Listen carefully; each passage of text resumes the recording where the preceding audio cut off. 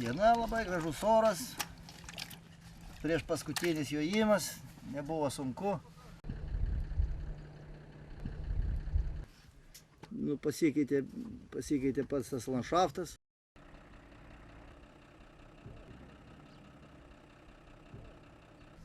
Pamatėme šitos limanus.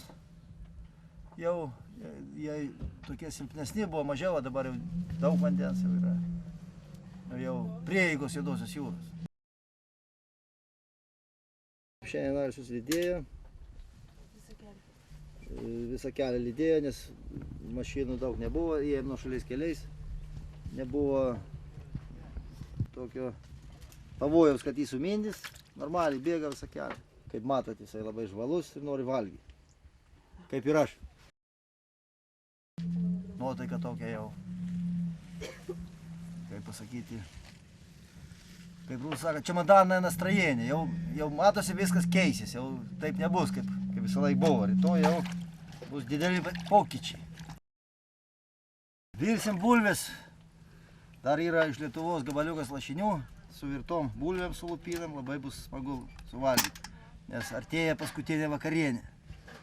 Paskui jau to lašinius namo jau nebevešiu. Reikia šiandien juos pribaigti.